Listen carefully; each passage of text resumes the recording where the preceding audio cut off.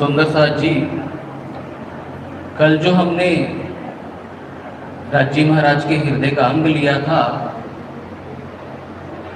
इश्क का सागर, जिससे हम इश्क के सागर में प्रवेश करते हैं, तो हमने कल जो वाणी मंथन की थी राज्य की प्रेरणा से, हम सब सुंदर साथ ने ये जाना था कि जो इश्क के सागर में प्रवेश करने से पहले इश्क की लीला को समझना अति है, जो कि पर आत्म के सुख हैं परम धाम में।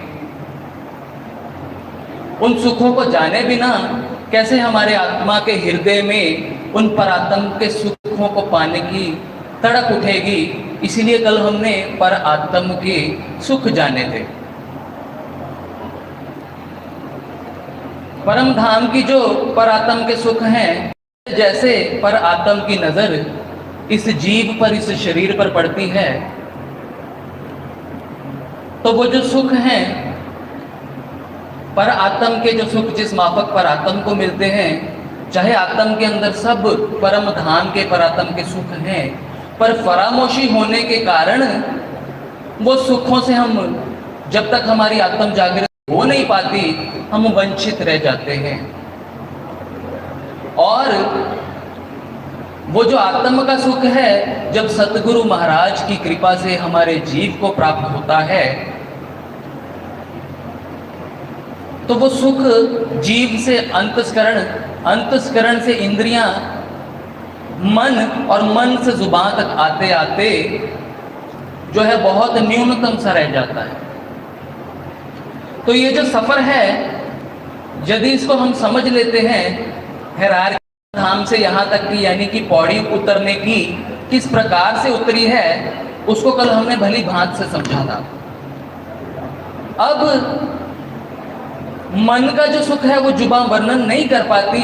जहां पे कल हमने प्रकरण समाप्त किया था, तो किस जुबान से हम परम धाम की वाणी को, परम धाम की बातों को जो है हम शब्दों में ला नहीं सकते। यदि ये वाणी आई तो श्री इंद्रावती जी के धाम हृदय में साक्षात श्री राज्य महाराज ने विराजमान होकर कही, अपने दिल के भेद कहे। अन्यथा संसार में किसी भी की प्राणी में ऐसा समर्थ नहीं था कि वो परम धाम के एक भी शब्द का वर्णन कर जाए, राज्य महाराज के स्वरूप की पहचान करवा जाए। ये वाणी साक्षात धनी के हृदय से निकली है, पर सबसे बड़े दुर्भाग्य की बात है, हमारे पास समय ही नहीं है वाणी मंथन करने का। हमारे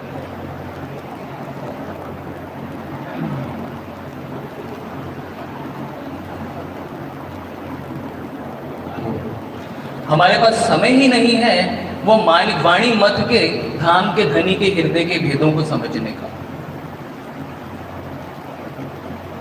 अब तारतम तो हम सबको मिल गया,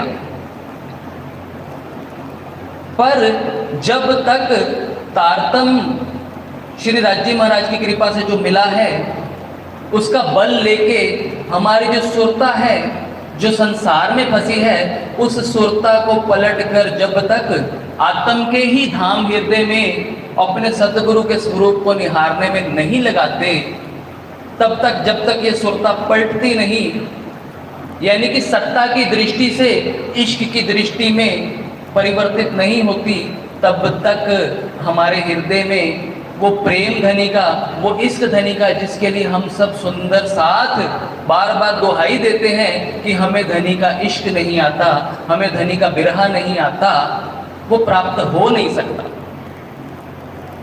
सतगुरु हमारे जीवन में आए, हमारे जीव को यहाँ पे सतगुरु की महिमा और सतगुरु का शुक्राना हमें करने का भाव इस चौपाई में मिलेगा।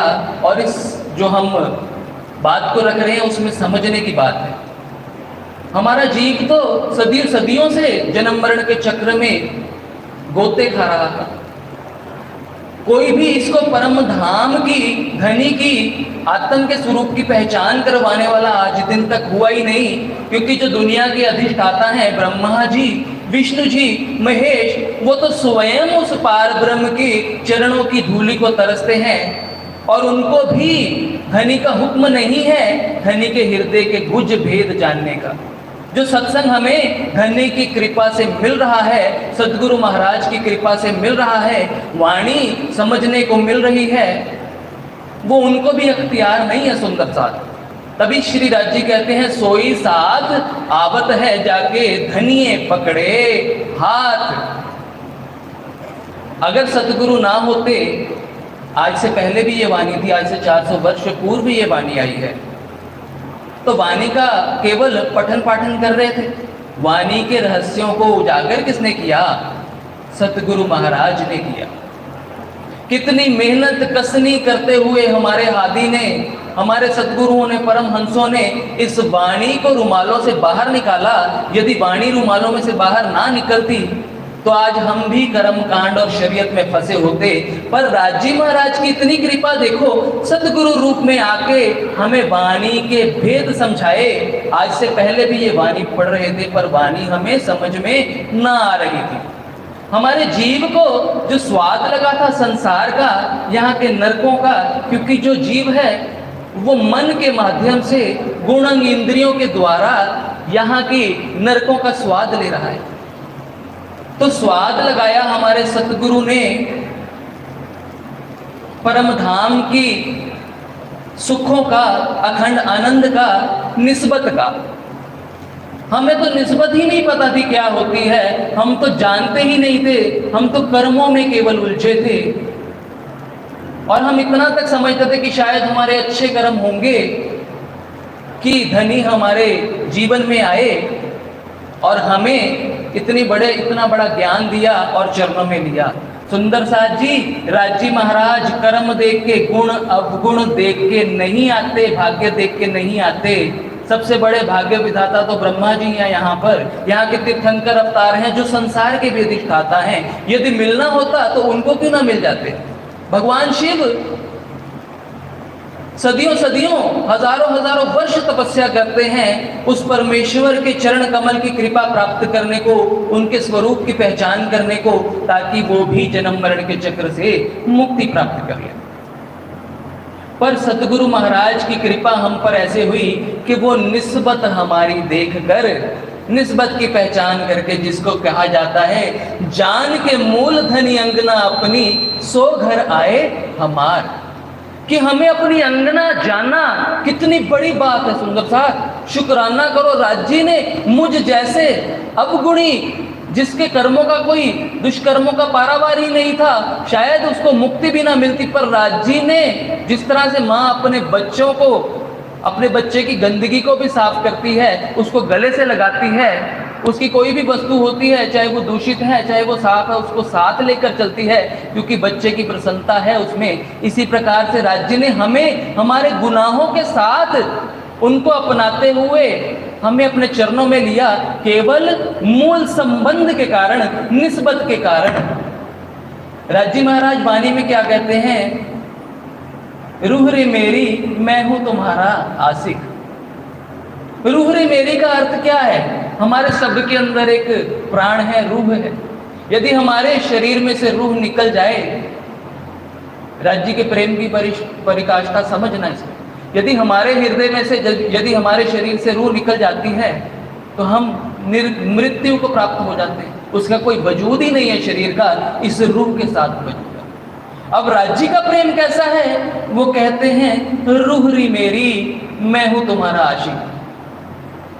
तुम मेरी रूह हो, अंगना जो हो तुम मेरी हो, प्रीतम मेरे प्राण के आत्म प्राणाधार।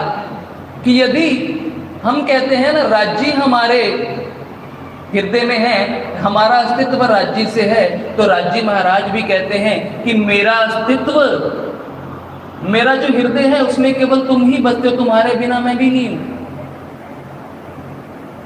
राज्य ने सब स्पष्ट वाणी में कही है ये बात, रह न सकूं मैं रूहों तुम बिन, तुम रह न सको मुझ बिन। जब पहचान हो जाएगी तो सहे न बिछोहा किन, मैं तुम बिन रह ही नहीं सकता रूहो। और जिसने इस बात को समझ लिया, एक बात को याद रख लेना, राज्य कहते हैं रूह री मेरी तुम मेरी रूह हो, तुम मेरे प्राण हो। तो हम कैसे कह सकते हैं कि धनी हमसे इश्क प्रेम नहीं करते? बस जो कसनी करनी है, जिसने इस जागनी यात्रा में दौड़ लगा ली, जिसने सतगुरु की कृपा का शुक्राना करना सीख लिया, जिसने निस्बत की पहचान कर ली, तो उसको ये सुख प्राप्त हो जाएगा। वो अपने ही धाम हृदय में धनी के मूल स्वरूप को खोजती है। जैसे ही तारतम्य मिलता है सतगुरु के द्वारा, तो जब जीव को पहचान होती है कि मेरा संबंध तो केवल उस एक धनी से है, उसके बिना मेरा कोई अस्तित्व नहीं, तो हृदय में जब अनन्य प्रेम परालक्षणा भक्ति का मार्ग अपनाता है, तो हृदय में बिरहा तड़प पैदा होती है, जिस बिरहा से कर्म मिट जाते हैं। क्योंकि बिरहा एक ऐसी अग्नि है जो सब साफ कर देती है। जिस प्रकार से अग्नि में यदि कुछ जलाया जाए तो वो भेद नहीं करती, सब कुछ जल के राख हो जाता है और साफ हो जाता है। तो इसी प्रकार से बिरहा की अग्नि में सुंदर साज जी हमारे कर्म भी जल जाते हैं, हमारा सब कुछ गुण जो है विकार वो धुल जाते हैं, और हमारा हृदय जो है निर्मल हो जाता है। हम कहते तो हैं अर्श तुम्हारा मेरा दिल है, तुम आहे करो आराम, सेज सजाई रुच रुच के यही तुम्हारा विश्राम। अर्श तुम्हारा मेरा दिल है का अर्थ क्या है? यदि चौपाई के माध्यम से समझना है तो राज्य आप हमारे हृदय में हो, और आपका जो घर है, जो मेरा हृदय स्थान है, उसमें आराम करो। पर प्रैक्टिकली क्या है, हमारा जो जीव है उसके जो अंतस्करण है, मन चित्त बुद्धि और अहंकार, हमारा हृदय, हमारा दिल का जो एक एक कोना है, यदि वो संसार में भटक रहा है, हमारा मन चित्त बुद्धि यदि संसार में उलझा है, इसको कहा जाएगा सुरत फंसी संसार। हमारे यदि श्वास हम संसारिक कार्यों में लगा रहे हैं, सांसारिक ही तृष्णाओं और इच्छाओं की पूर्तियों में लगा रहे हैं, तो हमारा जो जीव है वो भटकता हुआ कहलाएगा। पर यदि हम श्वास श्वास निज नाम जपेंगे, जिसको कहा श्वास श्वास निज नाम जपो, वृथा श्वास मत खोए, ना जाने निश्वास को आवन होए न होए। क्या हमारे श्वास श्वास अपने आप से पूछिए, हमने धनी को दे दिए हैं? यदि मेरे श्वास अभी तक मेरे लिए हैं, यदि मेरा सारा जो है मेरे मन चित्त बुद्धि अहंकार पे केवल मेरा अधिकार है, मेरी तृष्णाओं के अनुसार चल रहा है, तो हमारे दिल में राज्य विराजमान नहीं है। तब कहा जाएगा अर्श तुम्हारा मेरा दिल है, जब हमारे दिल के कोने कोने पर राज्य का अधिकार होगा। हमारा मन भी राज्य का, हमारा मन सतगुरु के चरणों में नम्र है, हमारा चित्त भी जो है वो उसमें केवल और केवल राज्य की सुरतता बसती है। हमारी बुद्धि जो है वो संसारिक बुद्धि से हटकर निज बुद्धि में तब्दील हो गई है, और हम केवल विचार करते हैं परम धाम के सुखों का, सुंदर साथ की सेवा का, सतगुरु को रिझाने का, अपने धाम धनी को रिझाने का। और हमारा जो मैं खुदी है, जिसको कहा जीव टल होसी आत्म, आत्म स्वरूप में जब तब्दील हो गया, तो कहा जाएगा अर्श तुम्हारा मेरा दिल है, कि मेरे दिल के एक एक कोने में राज्य महाराज अब आप बसते हो। मेरा खुद का कोई वजूद ही नहीं है, मैंने अपना वजूद समाप्त कर दिया। तो फिर हम कह नहीं सकते, जब ये स्थिति आ जाएगी तो जो हम हैं उस समय धनी के अखंड सुखों का रसपान कर पाएंगे, क्योंकि धनी का स्वरूप हमारी सुरता सदा धनी में रहेगी। तो जब धनी में रहेगी तो धनी के दिल से जब दिल जुड़ेगा, तो धनी के हृदय का जो रस है वो आत्म के हृदय में प्रवाहित होना शुरू हो जाएगा। अब चौपाई आती है,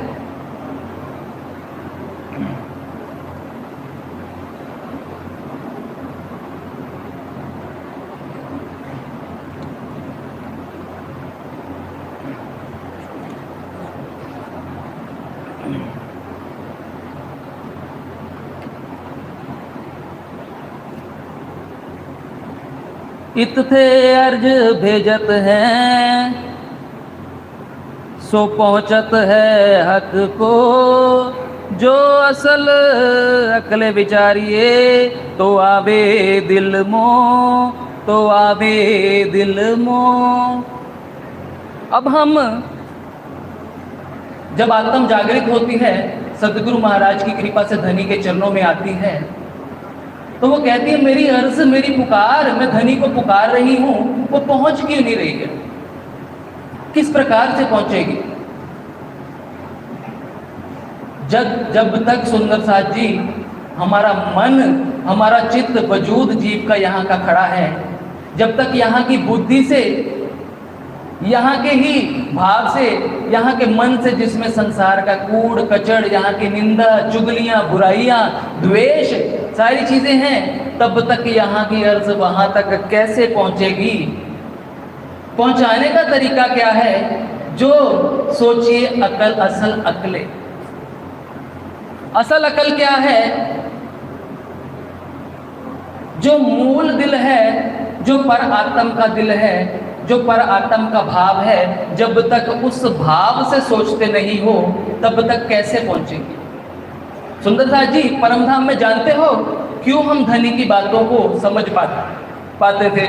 क्यों हमारे हृदय में पल पल परमधाम के सुख हमारी परात्म में रहते थे? क्योंकि वहाँ की जो भाषा थी वो कोई जुबान की, किसी अलग तरह प्रकार की भाषा नहीं थी, वो दिल से दिल की भाषा समझी जाती थी।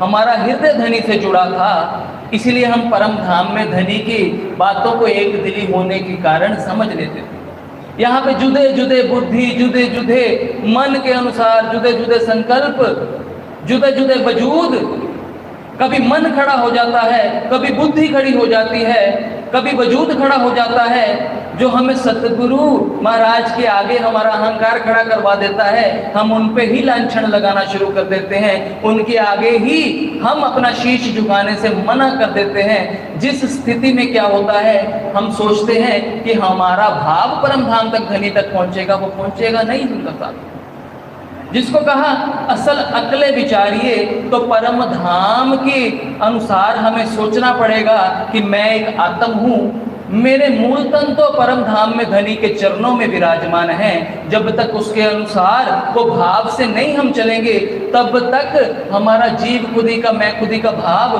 खत्म ही नहीं होता। एक बेशकीमती हीरा यदि होता है, जब उस पर धूल चढ़ जाती है, इतनी धूल होती है कि उसकी चमक जो है हीरे की वो भी लिप्त हो जाती है। अब उसको किसी को दिखाया जाए ये हीरा बेशकीमती है, क्या कोई विश्वास करेगा?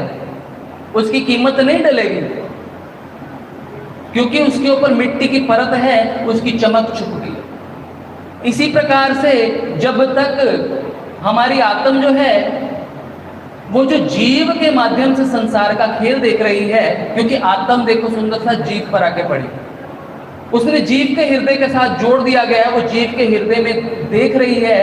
अब जो जीव है हमारा, वो संसार में उलझा हुआ है, संसार के सुखों का, संसार की तृष्णाओं में उलझा है, तो आत्म भी वही देख पा रही है।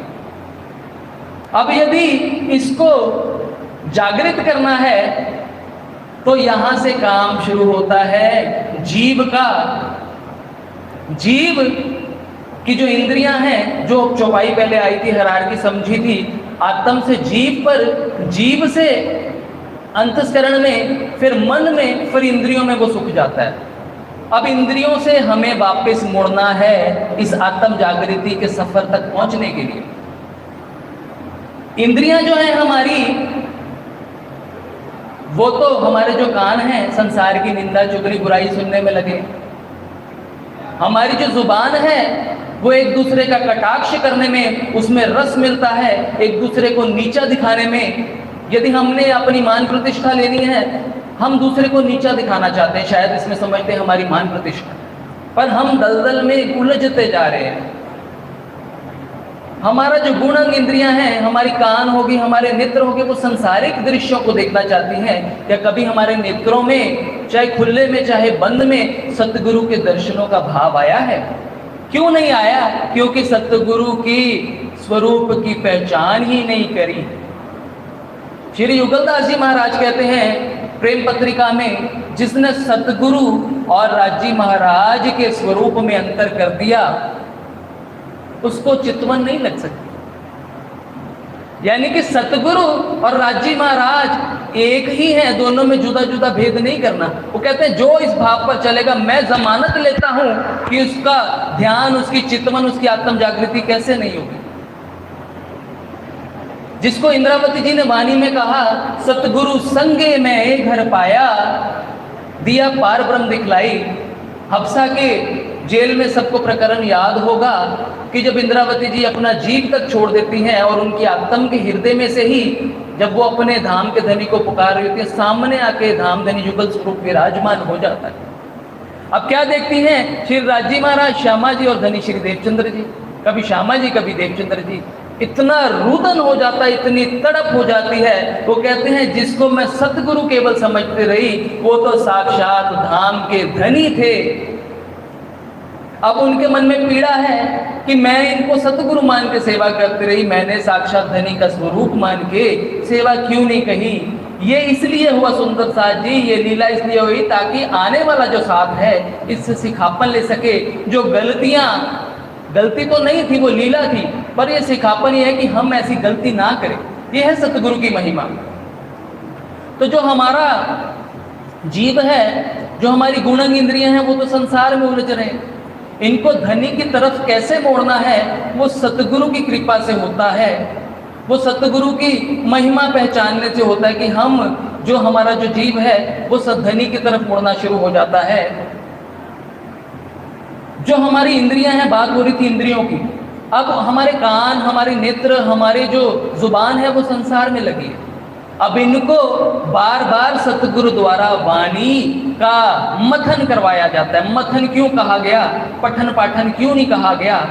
क्योंकि मथने से जो सार निकलता है, ए सत्य वाणी मत के ले जो इनको सार। यदि सार चाहिए परम धाम का, यदि वो अखंड सुख चाहिए तो वाणी को मथना पड़ेगा, केवल पढ़ना नहीं है। सरकार साहब कहते थे यदि 108 बार तारतम का पाठ कर रहे हो तो इट मीन्स 108 बार अपने आप से झूठ बोलो। उसको मथना है, उस पर चलना है। कहनी करनी गई रात में अब आया रहने का दिन, उसको अपने जीवन में उतारना है। तो जैसे जैसे उसको मथोगे वैसे वैसे मथने से क्या होता है, मक्खन की, जैसे दही को मथते हो मक्खन और मक्खन में से घी निकलता है ना, इसी प्रकार से मथने से आपको सार वस्तु धनी के हृदय का रस मिलेगा। तो हमारे गुणंग इंद्रियों को धनी की ओर लगाना है। हमारे कानों को बार बार वाणी मथन सुनाया, वाणी का सत्संग सुनाया जाता है। हमें बार बार चितवनी के लिए प्रेरित किया जाता है। सुंदर साथ की सेवा की महिमा बताई जाती है। प्रेम सेवा तमें 500 पार। क्यों सुंदर साथ की सेवा? क्योंकि सुंदर साथ भी धनी का अंग है। श्री श्यामा जी ने अंग हो सुंदर साथ। अब इसके पीछे भी एक भेद है। सुंदर साथ की जो सेवा करते हैं, हम सोचते हैं तो चलो एक साधारण सा व्यक्ति, हम इसकी सेवा क्यों करें, हम तो राज्य की सेवा करेंगे मूल से। पर धनी ने क्या लिखा है वाणी में, अब घड़ी रहे हो साथ चरणे, होए रहे हो तुम रेणु समान। इत जागे का फल यही है, चेत लियो कोई चतुर सुजान। यदि कोई चतुर सुजान है ना, धनी को रिझाना चाहता है, सुंदर साथ की सेवा करे। क्योंकि जब संसार के तौर पे भी उदाहरण ले लीजिए, जब हमारे कोई शरीर में पीड़ा होती है, हमारे पाँव दुख रहे हैं, हमारी टांगें दुख रही हैं, हमारी अंग दुख रहे हैं, यदि कोई आके उनको दबाता है, हमें आराम देता है, तो हमारे हृदय से उसके लिए क्या निकलता है? प्रेम निकलता है। आप पे राज्य की बहुत कृपा हो, हृदय से उस पर अपना लाड बरसाते हैं, हम उसके लिए अच्छा कहते हैं। तो अब सुंदर साथ किसका अंग है? श्री राज्य महाराज का। श्री श्यामा जी ने अंग हो सुंदर साथ। और जब उनको हम प्रेरणा देते हैं, उनको राज्य के सुखों के लिए प्रेरित करते हैं, उनको आत्म जागृति होने के लिए प्रेरणा दी जाती है, उनको वाणी मंथन में कोई सुंदर साथ लगाता है, उनको जब प्रोग्राम होता है तो हम कहते हैं चलो सुंदर साथ जी बैठक ना कीजिए बंद, उनको प्रेरित करते हैं, उनको जागृत सेवा में लगाते हैं। तो हम क्या कर रहे हैं? राज्य के सुंदर साथ को जब राज्य में लगाओगे तो उनको अखंड सुख मिलेगा। जब धनी के अंगों को अखंड सुख देने में तुम योगदान दे रहे हो, प्रयास कर रहे हो, तो भर के धनी क्या देंगे हमें? जब हमारे कोई अंग दबाता है हम भर के कितना लाड देते हैं, तो हमारा लाड तो संसारिक इतना हो सकता है। तो सोचो धनी जब पलट के देंगे तो धनी का क्या लाड होगा, क्या प्रेम होगा। इसीलिए हमारे गुण अंग इंद्रियों को सुंदर साथ की सेवा में, वाणी मंथन में, इन सब चीजों में लगाया जाता है। अब जब जो सुख हमारे इंद्रियों से पहुंचता है हमारे मन में, क्योंकि हमारे मन को हैबिट ही नहीं है इन सब चीजों की, हमारा मन जो है वो संसारिक चीजों में, बड़ी सिंपल सिंपल सी बातें कर रहे हैं क्योंकि सुंदर साथ प्रैक्टिकल जाए।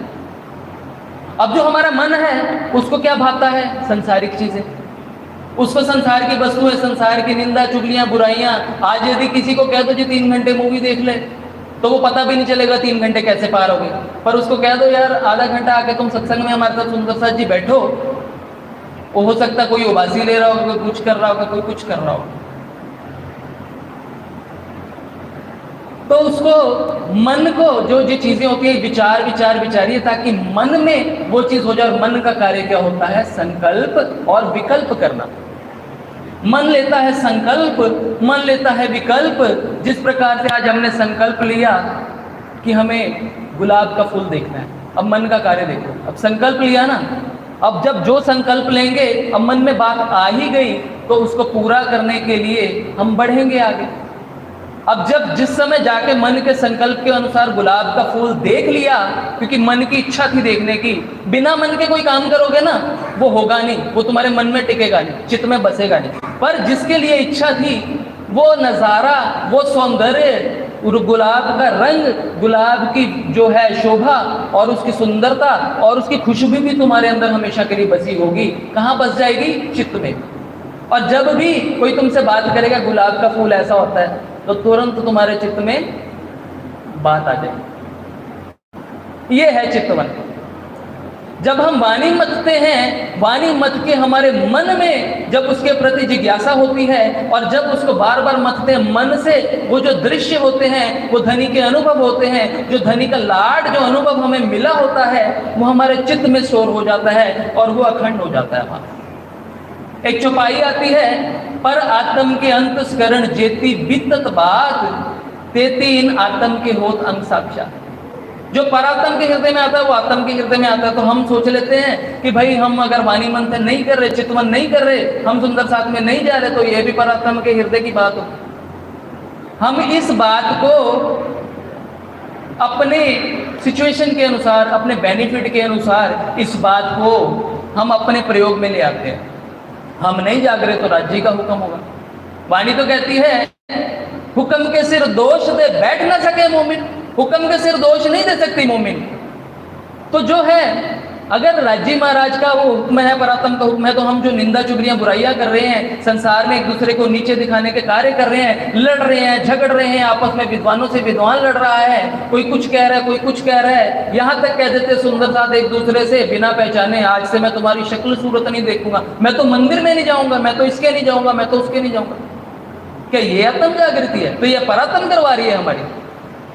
ये जागृत ना होने की अवस्था है, ये जीव का अहंकार है जो ब्रह्म सृष्टि का दावा तो लेके बैठा है, पर वो इलम को अपनी प्रतिष्ठा के लिए यूज कर रहा है। वो जो इलम है वो शुष्क है, वो प्रेममयी नहीं है। तो जब ऐसी स्थिति होती है, जीव का अहंकार होता है, क्योंकि कहते हैं मोमिनों के माल का दावा लेत सबन। अब मान लो राजा की पटरानी है, ठीक है, उसी को तो राजा के खजाने का अधिकार है। अब कोई बात जाके कह दे कि मेरा खजाना है, तो क्या करेगा राजा? उसको दंड नहीं देगा। तू जाके दुष्प्रचार कर रही है, मैं राजा की पटरानी हूँ, मेरा ये है, मेरा वो है, सब में जाके झूठी बात फैला रही है। यदि हमारा जीव झूठी बात फैलाएगा तो क्या गुनहगार नहीं होगा? अगर दावा लिया है ब्रह्म सृष्टि का, हमारा दावा केवल अहंकार में है, हम ब्रह्म सृष्टि हैं, जिसके कारण से हम उसको इस्तेमाल करते हैं, तेरा ये हो जाएगा, तेरा वो हो जाएगा, तेरा ऐसा हो जाएगा। पर ब्रह्म सृष्टि तो रेणु समान है, उसका हृदय तो इतना कोमल है, आत्मा और परमात्मा में एक है। यदि धनी कहते हैं कि धनी के पास क्या है, कुछ अगर कुछ देंगे भी, यानी कि इतना अगर कोई फूल की पंखड़ी भी मारेंगे ना तो उसमें क्या होता है, चोट लगती है कोई? इससे भी कोमल आत्म का हृदय होना चाहिए। तो हमने जो उस स्थिति की बात करी है, परात्म के अंतस्करण जेती बीतत बात तेती आत्म के होत अंग साक्षात, वो कैसे होगी?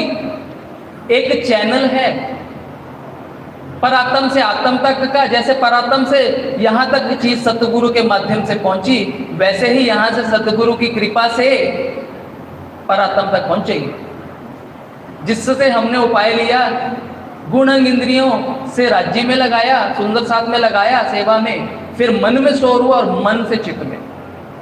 अब जीव और आत्म जो है आप सब जानते हो, उनके बीच में जो पर्दा है, जो गांठ बनी है, वो एक प्रकार से क्या है, आत्म और जीव का जो हृदय है वो एक इस समय हुआ है। अब जो भी हमारे चित्त में स्टोर होगा वो कहाँ जाएगा? सुख जीव के हृदय में, जीव के हृदय में जाएगा ना, क्योंकि जीव से अंतस्करण में, अंतस्करण से मन से इंद्रियों में। अब इंद्रियों से काम करना शुरू किया, जिसको हम कहते हैं अरे भाई हमें क्या करना है, सदगुरु के दर्शन करने जाने के लिए हम तो बैठे बैठे ध्यान कर लेंगे, हम तो बैठे बैठे प्रेम से वो पालेंगे। अगर नहीं करोगे तो तुम्हारा जीव विकारों से हल्का ही नहीं होगा, तुम्हारे जीव में विरह का भाव आएगा ही नहीं। और सतगुरु की सेवा करना, सुंदर साथ की सेवा करना, राज्य महाराज के लिए झुकना, सबसे पहले तो हमारे को प्रेम और विरह उत्पन्न करता है, हमारे जीव को निर्मल करता है। और जब जीव का कचड़ पटड़ साफ हो जाता है तो जीव के हृदय में वो शोभा बसनी शुरू हो। अब हमारे घर पे मान लो हम कहते हैं जी आइए जी धनी को अपने घर पे आओ जी वाला, हमारे घेर में, हृदय रूपी घेर में आओ। अब आप अपने घर पे बुलाते हो जब किसी मेहमान को, तो क्या करते हो? सबसे पहले घर पे झाड़ू लगाते हो, फिर जो है चद्दरों को साफ करते हो, ऐसा ही होता ना, ठीक है। अगर कोई और खास मेहमान आ रहा है तो किचन विचन सब जगह वो भी जालियों को भी साफ कर देते हो। अगर कोई और आ रहा है तो घर में पेंट भी करवा देते हो। अगर उससे भी कोई आ रहा बड़ा तो फिर गली की भी सफाई करा देते हो। अगर कोई एमएलए प्रधानमंत्री आ रहा तो पूरा शहर ही साफ होता है। ये तो संसार के हैं वीआईपीज या आपके रिश्तेदार। आना किसने है? धनी ने। जब आपके कोई घर पे आएगा उसके ऊपर कचड़े की पेटियां डालते जाओगे, किसी चीज से कचरा फेंकते जाओगे और वो नीचे ढक जाएगा तो उसको कहोगे मेरी बात सुन के सुन लेगा, वो बात कर पाएगा आपसे? माथे पे हाथ मारेगा। तो इसी तरह से हम क्या कर रहे हैं, हमारे कचड़ पचड़ में हम सोचते हैं हमें धनी दिख जाएंगे, नहीं दिखने वाले। तो वो जो शोभा है वो जैसे जैसे हम सेवा में आगे बढ़ेंगे, जैसे जैसे अपने गुणांग इंद्रियों को लगाएंगे धनी में, वैसे वैसे वो शोभा हमारे हृदय में बसती जाएगी। अब जो जीव के हृदय में आत्म देख रही थी खेल, वो पहले जीव संसार को देख रहा था, अब जीव देख रहा है धनी को। अब जब आत्म देखती है उसको, चौकन्नी हो जाती है। समझ में आ रही है यहाँ तक सभी को? कोई दिक्कत है तो बता दो, दोबारा रिपीट हो जाएगा।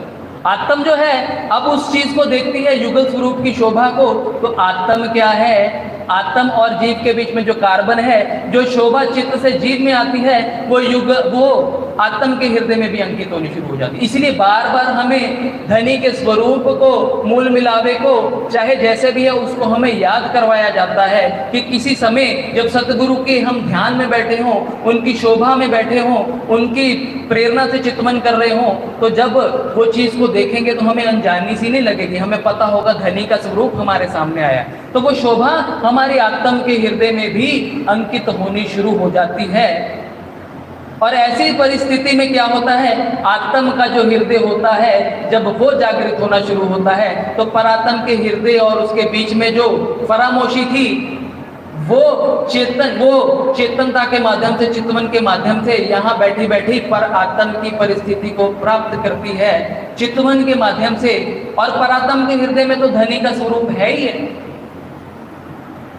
अब ये वो स्थिति होती है जब आत्म जुगल स्वरूप के नूरी अंगों का, श्रृंगार का ध्यान करती है।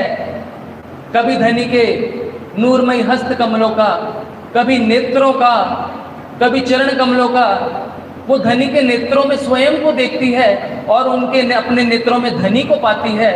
तो उसको क्या लगता है, क्योंकि धनी जब आत्मा अपना सर्वस्व जो है न्यौछावर कर देती है कि मेरा मुझ में कछु नहीं सो कुछ है तेरा, मेरा वजूद भी नहीं अब मेरा रहा सुंदर साथ, अब तो मैं धनी की हो गई हूँ, मेरी मैं जो है वो धनी ने तब्दील करके धनी की मैं में दे दी, तो जब मैं हुई नहीं तो तू ही है। अब बड़ी समझने की गहरी बात है।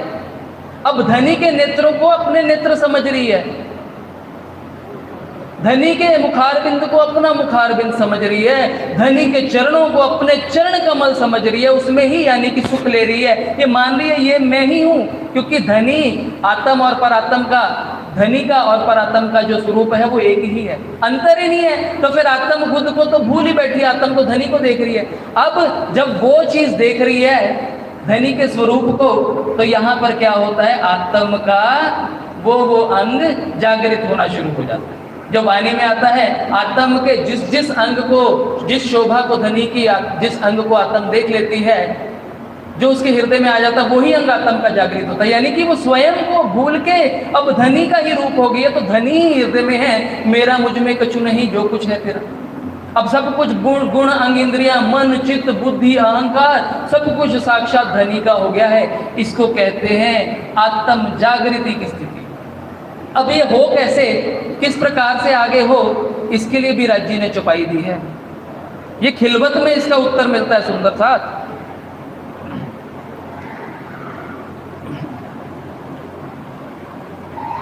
चौपाइयाँ कुछ लिखी थी, वो आशीष भैया मिले नहीं तो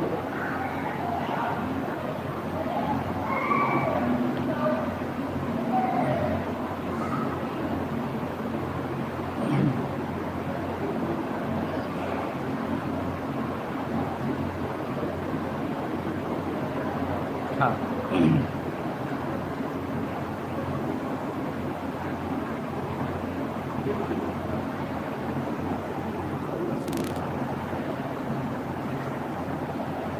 तहकीक अर्ज पहुंचत है जो भेजिए पाक दिल, ऐसी पहुंचत हक के दिल पहुंचे मोहल असल।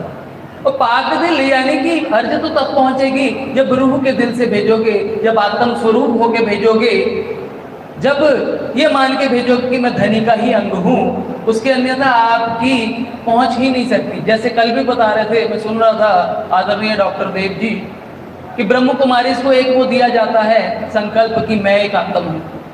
उसके पीछे एक भाव है कि मैं जीव खुदी के भाव से, संकल्प में बहुत ताकत होती है। जब हमारे हृदय में ऐसा भाव आ जाता है कि मैं एक आत्मा हूँ, तो हमारी कहनी करनी रहनी हमारी दिनचर्या सब आत्म के अनुसार चलनी शुरू हो जाती है। तो तहकीक अर्ज पहुंचत है जो भेजिए पाक दिल, यानी कि पाक दिल जागृत हृदय से जब आप भेजोगे तो आपकी अर्ज धनी तक पहुंचेगी। अब आगे क्या कह रहे हैं, कौन तरफ वजूद है कौन तरफ है कौल, हाल कौन तरफ का कौन तरफ है फैल। वजूद किस तरफ है, तुम कहते तो हो हम परम धाम की ब्रह्म सृष्टि हैं, कहते हो ना, दावा लेते हो ना, पर मानते अपने आप को संसारिक जीव हो, शरीर हो। मैं देवेश हूँ, मैं आशीष हूँ, मैं नवीन हूँ, मैं अमिता जी हूँ, मैं ये हूँ, मैं हूँ। कौन तरफ वजूद है, माना तो हमने अपने आप को, दावा तो लिया ब्रह्म सृष्टि का, पर चल रहे हैं हम यहाँ के अनुसार से। ये मेरा परिवार जो दिख रहा है, ये मेरे रिश्तेदार, ये मेरा ऐसा, कभी ये सोचा कि ये कुछ भी नहीं है, ये खेल है, मैं धनी की अंगना हूँ। वो होता है वजूद धनी की तरफ लगाना, ये भाव लेना सुंदर साथ, मैं तो धनी के चरणों में मेरी परात्म विराजमान है और धनी के हुक्म से इन तनों को, यहाँ के खेल को देख रही हूँ। फिर यहाँ की मुसीबतों को भी तुम हंस कर देखोगे, फिर तुम्हारे मन में ये नहीं आएगा कि ये कैसी स्थिति है, ये कैसी परिस्थिति है, क्योंकि हमारे जैसे जैसे हम आगे बढ़ते हैं ना, हमारी परिस्थितियां खड़ी हो जाती हैं। राज्य देखते हैं कि अब ये मुझको चुनता है कि ये यहाँ की उलझनों में उलझ जाता है, क्योंकि काल और माया का काम ये है कि इनको उलझा दो, यहाँ की लड़ाइयों में, झगड़ों में, यहाँ के एंटरटेनमेंट्स में, यहाँ की मूवीज में, यहाँ के सोशल मीडिया चैनल्स पे, यहाँ पे मान प्रतिष्ठाओं में, यहाँ के नशे पत्तों में। तो राज्य भी देखते हैं ऐसी स्थिति में कि मेरी जो आत्म है, मेरी जो अंगना है, वो मुझे चुनती है कि संसार की उलझनों में यहाँ में ही गर्क हो जाती है। तो ईमान की परीक्षा होती है। तो कौन तरफ है, कौन तरफ वजूद है कि हम मान के चल रहे हैं हम परम धाम के हैं। अपने आप से पूछो, हम मान लेंगे जिसको कहा चटाई का ईमान, जब तक यहाँ पे बैठे हैं तब तक तो मान लेंगे, जैसे ही बाहर जाएंगे और कौन क्या कैसे, फिर देखेंगे रात को जाके, रात को अगर बोला है जिस दिन रहियो प्रेम सो, तो कर लेंगे चितवन जाके। यही होता है ना। और वाणी मंथन भी देख लेंगे, पर वो तो कहते हैं श्वास श्वास निज नाम जपो, वृथा श्वास मत खोए। श्वास श्वास कैसे जपा जाएगा सुंदर साथ जी? क्या निज नाम तारतम पढ़ोगे कि एक श्वास में? एक श्वास में तो तारतम पढ़ा ही नहीं जाएगा। वो कहते हैं श्री युगल किशोर को जाप है, यानी कि श्री राज श्यामा जी का स्मरण, उनकी पुकार पल पल हमारे हृदय में रहनी चाहिए। जिसे कहते हैं श्री राज कहे सुख उपजे। जब श्वास लिया तो श्री राज जी को याद करो, जब श्वास छोड़ा श्री श्यामा कहे दुख जाए, महिमा महाप्रसाद की पावो सुंदर साथ। ये हमारे श्वास हैं, ये महाप्रसाद हैं जो धनी कृपा से मिले हैं, उनकी मेहर से ये तन मिला, ये श्वास मिले, ये संसार मिला। क्योंकि ये शरीर ना होता, ये श्वास ना होते तो हम धनी को ये सुखों को, परम धाम के सब सागरों के सुखों को कैसे ले पाते, अपने निस्बत की पहचान कहाँ से कर पाते। सुंदरदास कहते हैं कि हमें तो केवल इश्क में जाना है, इश्क में जाना है। अरे इश्क की लीला तो परम धाम में थी, उसकी बेसुधी की लीला की सुध देने तो राज्य ने यहाँ पे परम धाम से उतारा है। इलम के सागर में जब तक प्रवेश नहीं करोगे, वाणी से धनी के गुज रहस्यों को समझने का प्रयास नहीं करोगे, तब तक कैसे उसकी साहिबी को, परम धाम के कण कण को, धनी के हृदय के रहस्यों को, उनके गुज भेदों को, उनके इश्क को, अपने इश्क को, अपनी निस्बत को पहचानोगे। तो इसीलिए वाणी मंथन, जिसको सरकार साहब ने कहा वाणी मंथन और चितवनी का कोई विकल्प नहीं है। बार बार हमें कसमें खिलाई, याद दिलाई कि सुंदर साथ जी इसको मत छोड़ना, और साथ जी बैठक ना की जो बंद। और हम क्या करते, बैठक में गप्पे मारने के अलावा हमें काम नहीं होता। वो तूने क्या देखा? मैंने लाल साड़ी देखी, परमधाम में चितवन लगी थी, लाल साड़ी में मैंने पहनी हुई थी। तूने क्या देखा? मैं तो परमधाम में जमुना जी में स्नान करने गई थी। अरे सही में, मतलब दूसरे को हमें क्या करना है, अपनी महिमा दिखाने के लिए कि भाई सुंदर साथ, इसमें क्या होता है, मान प्रतिष्ठा ले रहे हैं कि हमारे पीछे लग जाए सुंदर साथ। हमें धनी की नजरों में उठना है, हमें सतगुरु की नजरों में उठना है, सुंदर साथ की हृदय से सेवा करके, ना कि मान प्रतिष्ठा। और राजी महाराज कहते हैं बुजर की मारे रे साथ जी, बुजर की मारे, बुजर की नहीं लेनी कभी भी। तो इस प्रकार से हमें आगे बढ़ना है। कौन तरफ वजूद है, हमारा जो वजूद है, क्या वास्तविकता में हम अपने मूल दिल से, आत्म के दिल से चल रहे हैं? कौन तरफ है कौल? कौल क्या होता है? जो हम कहते हैं, हम कहते तो हैं सत्यवाणी मत के लिए जो इनको सार, इन सार में कई सत्सुख सो मैं निर्णय करूं निर्धार। क्या वो सत्सुख मुझे प्राप्त हो गया है? ऐसुख देव ब्रह्म सृष्टि को तो मैं अंगना नार, पहले उसको दे दो, मेरा तो बाद में देखी जाएगी। स्वयं तो जागृत हो, इसलिए कहा जागो उन्हें जगाओ। तो केवल कहने में नहीं होना चाहिए कि राज श्यामा जी अकेले कहने से कुछ नहीं होगा। इसको हम अपना तकिया कलाम ना बनाएं, इसको हृदय की पीड़ा, हृदय की पुकार, हृदय का प्रेम है हमारे राज श्यामा जी, हमारा रहन सहन है, हमारे श्वास हैं, हमारे आशिक, जिसे बोलते हैं माशूक तुम्हारी अंगना, तुम अंगना के माशूक। कि राज्य कह रहे हैं कि मैं जो, मेरी जो अंगना है, जो मैं हूँ, तुम्हारा आशिक हूँ और तुम मेरी मासूक हो। राज्य महाराज सतगुरु रूप में आके उन्होंने तो हम पर अपना अपा वार दिया, सब कुछ कुर्बान कर दिया, न्यौछावर कर दिया सतगुरु रूप में। न दिन देखा, ना रात देखी, ना धूप देखी, ना कष्ट देखे। हम सब सुंदर साथ पे जब कोई कष्ट और पीड़ा भी आती है ना, तो भी हमारे सतगुरु, हम तो सोचते हैं ना कि इसको कोई ये चीज की जरूरत है, दें या ना दें, मन में 10-12 हजार बार प्रश्न आता है कैसे करेंगे।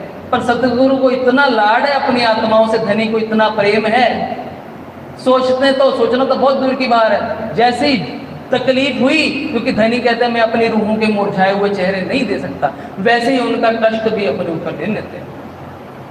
आपने सब परमहंसों की, सदगुरुओं की जीवनी पढ़ी है, रहनी देखी है। ये है धनी का लाड, जिसने अपना सर्वस्व कुर्बान कर दिया, अपना आपा हम पर वार दिया, और हमसे क्या कहा, दिल के बदले दिल दो, दिल दीजिए सुंदर साथ जी। क्या हमने अपना दिल धनी को दे दिया है कि संसार को दिया हुआ है?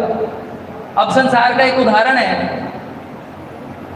यदि कोई प्रेमिका अपने आशिक को छोड़ के अपना जो है ध्यान इधर उधर केंद्रित करें, क्योंकि प्रेम की सबसे बड़ी क्या क्या पहचान होती है? प्रेमिका चाहती है या आशिक चाहता है कि जो मेरी मासूम को पसंद है, जो मेरे आशिक को रिझाता है, मैं वही करूं, जैसा वो चाहता है मैं वैसा पहनूं, जैसा वो चाहता है मैं वैसा दिखूं, जैसा श्रृंगार उसको पसंद है उसको मैं वैसा करूं।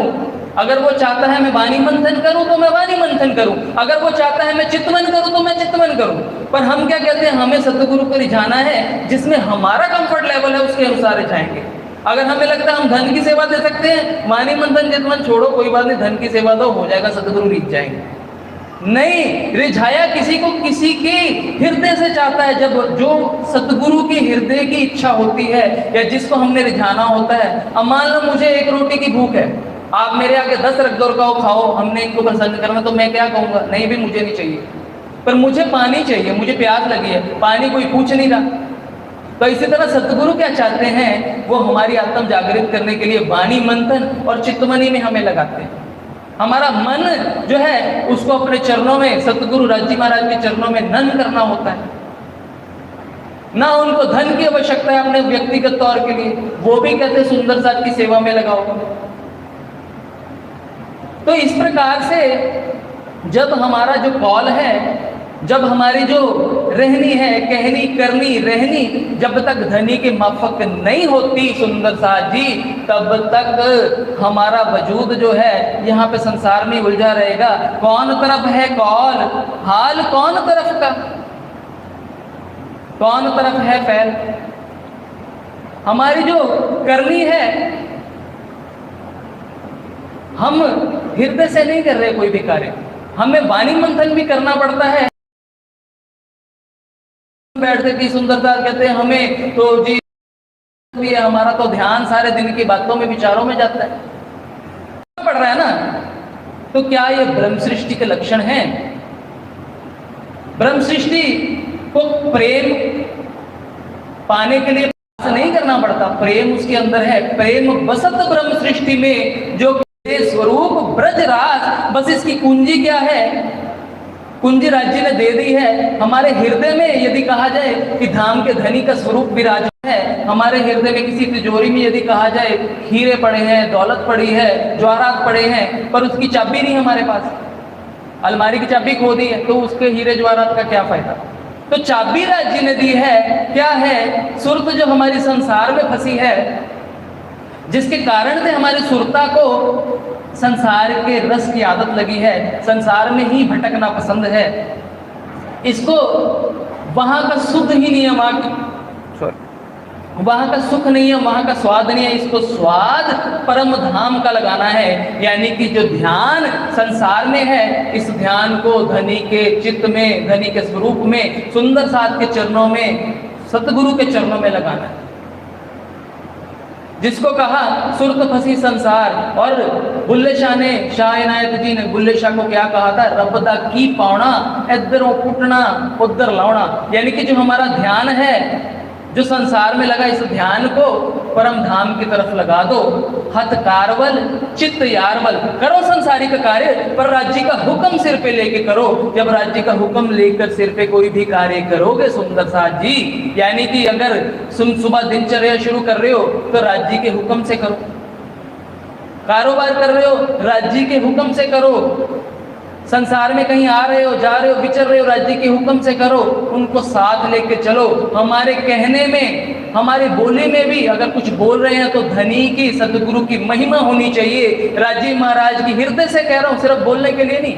हम यदि संसार में कुछ बोल भी रहे हैं तो धनी की महिमा गाए। आज यदि किसी सुंदरता से कहा जाए चलो जी जागनी सेवा में चलो, हमें तो कुछ आता नहीं, हम क्या करेंगे? अरे सोई सुहागिन धाम में जो करसी इत रोशन नहीं आता तो सुंदरदास जी पूछ लो किस प्रकार से आत्म जागृति में, किस प्रकार से जागृति सेवा में आगे बढ़ा जाए। उससे होता क्या है, आपको धनी की जब महिमा गाते हो ना, तो जिसकी महिमा गा रहे हो ना, आपकी जुबान भी पाक साफ होती है, आपका हृदय पाक साफ होता है। और जब उसकी महिमा गाते हो, जिसके गुणगान कर रहे हो, तो इसी तरह से उसका जो गुण है आपके अंदर प्रवाहित होना शुरू हो जाता है और आपका जीव जो है शुद्ध होता है, साफ होता है। कहनी करनी गई रात में, अब आया रहनी का दिन, जो बात चल रही थी। तो उसको रहनी में लेकर आना है, करनी में भी नहीं। प्रयास करना जो है, हम केवल यदि प्रयास कर रहे हैं, एफर्ट लगा रहे हैं, तो ये ब्रह्म सृष्टि की बात नहीं है। जिस प्रकार से जब हम श्वास लेते हैं, अब श्वास लेते हुए किसी को एफर्ट नहीं लगाना पड़ता। अब तक सबने कितनी बारी श्वास ले लिया होगा, पता तो नहीं चला ना। तो इसी तरह से राजी महाराज हमारे श्वासों का हिस्सा होना चाहिए, हमारे रहन सहन का हिस्सा होना चाहिए। सतगुरु के बिना मेरा कोई वजूद ही नहीं है, सतगुरु की कृपा के बिना मेरा कुछ भी नहीं है। तो इस प्रकार से आत्म जागृति संभव होती है हमारी। अब फेर फेर पट खोले हुक्म, निस्बत जान रूहन, हक मुख अंग आशिक के, ले देखिए अरस अंग तन, जोबन जोश मुख बीड़ी छवि। अब जब इस सफर को हम करते हैं, तो आज का जो प्रकरण था, पिछली इश्क के प्रकरण को बढ़ाना पड़ा, तो इसको कुछ समय में वाइंड अप करने की कोशिश करते हैं। जोश जब राजीव महाराज के, सतगुरु महाराज की प्रेरणा से आत्म परम धाम में अपनी दृष्टि डालती है, धनी के स्वरूप में अपने सुरता को लगाती है, अब वो परम धाम की लीला में जब विचरण कर रही है, जोबन जोश, जोबन क्या होता है? राजीव महाराज का जोबन होता है नित्य नौतन, जो कभी पुराना नहीं होता, जिसमें निरंतरता किशोर अवस्था है, आनंद का स्वरूप है, जो कि हमारे धनी का स्वरूप है। यदि संसार में भी किसी व्यक्ति के अंदर कहते हैं ना ये सुंदर है, यौवन अवस्था में, युवा अवस्था में, तो उसके अंग भी बहुत सुंदर होते हैं, पर ये तो साक्षात अक्षरातीत के नूरी अंग हैं। तो जब आत्मिक नेत्रों से धनी के उन अंगों को, उस श्रृंगार को, उनके नित्य नौतन रूप को निहारती है, तो यहाँ से प्रेम की लीला शुरू होती है। और उसके हृदय में क्या आता है? इश्क का जोश उमड़ आता है। वो जो जोश है इश्क का, वो राजी महाराज आत्मा को और आगे की आगे धनी के गुज और रहस्यों को उसमें जानने के लिए प्रेरित करते हैं। बार बार एक आत्मा जो होती है, जब उस जोश से, उस इश्क जो उसका जोश जब उसके अंदर आता है, वो फिर धनी की सूरत को, धनी के अंगों को, धनी के स्वरूप को निहारती है। और जब वो निहारती है, उसके हृदय में इतना जोश उमड़ आता है कि उसके हृदय में जो है धनी के अंगों की सूरत में एक एक अंग में अटक जाती है, जिसको कहा धनी के अंगों में अटकना। अब आशिकी वो मासूक कैसा, जो एक, जब हम चितवन की बात करते हैं, इससे सीखने की बात क्या है? हम बुद्धि के अनुसार नख से सिख तक का श्रृंगार कहते हैं, एक पल में कर लो, हो गया भी, चलो। पर वो तो कहते हैं कि वो जो जिसके हृदय में धनी के अंगों में जब आत्म सुरता को लगाती है, इतना प्रेम जोश से भर जाता है उसका हृदय कि वो एक अंग से आगे आशिक जो है, आशिक के बाहर ही नहीं जा सकती धनी के। अगर जाती है तो इसका मतलब बुद्धि से चितवन चल रही। ये चितवन कैसे पूर्ण होती है? सुंदर साथ, ये सतगुरु की कृपा से, उनकी महिमा से, उनके स्वरूप की पहचान करके होती है, जिसको शिनिंद्रावती जी ने कहा सतगुरु संग करतार। तो करना क्या होता है? जब भी हम चितवनी में बैठते हैं, अब बात समझिए, हम उस संबंध को, तो जो हमारा संबंध है परम धाम के इश्क की नजर को खोए बैठे हैं इस समय, तो हमें वो तो स्वरूप याद ही नहीं। और वाणी कहती है कि मानवीय और नरकीय बुद्धि से परमात्मा की सूरत देख नहीं सकते ना। पर सतगुरु को तो हमने देखा है, जिसलिए कहा सतगुरु बन पिया आप पधारे, तारतम के किए उजियारे। तो ऐसी स्थिति में सतगुरु के स्वरूप को साक्षात धनी का स्वरूप मानकर सामने विराजमान किया जाता है, और उन स्वरूप के नूरी चरण कमलों के साथ अपना चित्त जोड़ा जाता है, जिसको कहते हैं प्रेम चितवन। एक होता है शुष्क ध्यान और एक होता है चेतन ध्यान। शुष्क ध्यान वो होता है जब बुद्धि का बल प्रयोग चलता है, और वो बुद्धि की वस्तु नहीं है धनी के स्वरूप को पाना। वो चेतन वस्तु क्या है? जब हम हृदय की प्रेम से, हृदय की बिरहा से, हृदय की तड़प से जब अपने सतगुरु का आवाहन करते हैं, तो सतगुरु के स्वरूप में साक्षात धनी के युगल स्वरूप की बैठक होती है। और जैसे ही सद्गुरु का स्वरूप हमारे सामने आता है और सद्गुरु का स्वरूप जब हमारे हृदय में स्थिर हो जाता है तो सद्गुरु से अर्जी की जाती है कि युगल स्वरूप को दर्शन देने की। तो सद्गुरु युगल स्वरूप का दर्शन देने के लिए कोई हमको अलग से नहीं भेजते थे, सद्गुरु के हृदय में ही युगल स्वरूप है, तो सद्गुरु का स्वरूप पलट के युगल स्वरूप में तब्दील हो जाता है। जिसको कहा आत्म की जागृति, उस चितवन तक पहुंचने का द्वार, मुख्य द्वार सतगुरु के चरण हैं। सतगुरु साक्षात आपको गुम्मट लेके जाएं, आपको मूल मिलावे लेके जाएं। यदि आप सोचो सीधा अपने मन से, अपनी बुद्धि से परम धाम की 5वीं गोल हवेली में हम शोभा को देख रहे हैं, 10 बोम छोड़ो 20 बोम में खड़े कर दो मन से। पर जब तक चितवन जो है वो धनी की हुई दी हुई नियामत है, चितवन लगवाते हैं धनी, लगती हम नहीं लगा सकते। अगर हम लगाने लग गए तो बात ही क्या। पर लगवाने के लिए जो तारतम्य को तार से परे, स्तमस से परे वो तार रूप में सतगुरु आए हैं, उनके स्वरूप की जब तक पहचान नहीं हो जाती तो वो स्वरूप कैसे पहचान करवाता है? हुक्म के द्वारा पहचान करवाता है। और धनी का हुक्म क्या करता है? हमारे हृदय को जोश से भर देता है। धनी चाहता है कि हमारी जो रूह है वो धनी के हृदय में प्रवेश करे, उनके दिल के रहस्यों को प्राप्त करे, उनके दिल के प्रेम को प्राप्त करे। तो इसीलिए हमें बार बार हुक्म जो है जोश से भरता है।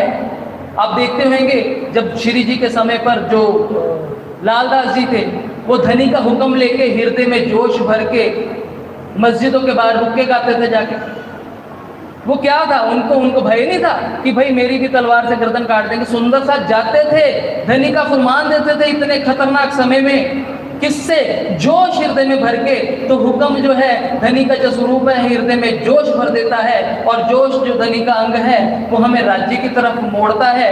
यदि इन सब बातों को हमें समझ में आ गया तो हमारी आत्म जागृति का जो लक्ष्य है जिसको हमें हल पर याद रखना है वो दूर नहीं है। तो केवल और केवल हमें सतगुरु महाराज को साथ लेके चलना पड़ेगा, क्योंकि सतगुरु ही ऐसी औषधि हैं, ऐसे तबीब हैं जो हमारे विकारों के रोगों को, सतगुरु को पता होता है हमें क्या चल रहा है। वो किस प्रकार से किसी को डांट से, किसी को डपट से, किसी को प्रेम से, किसी को इशारों से, किसी को नाराजगी से, हम तो सोचते हैं भाई गुस्सा बहुत करते हैं, पर वो सतगुरु की अदा होती है किस तरह से अपनी रूह को धनी की तरफ मोड़ना है और उसको आत्म जागृति के लिए प्रेरित करना है। तो आज के लिए हम इतना ही स्वीकार करेंगे। इसी के साथ अपने शब्दों को मैं विराम देता हूँ। इसके बाद चौपाई दोहराएंगे। फेर फेर पट खोले हुक्म, निस्बत जान रूहान, हक मुख अंग इश्क के, ले देखिए अरस अंग तन, ले देखिए अरस अंग तन। बोलिए श्री प्राणनाथ प्यारे की जय, बोलिए श्री सद्गुरु महाराज की जय।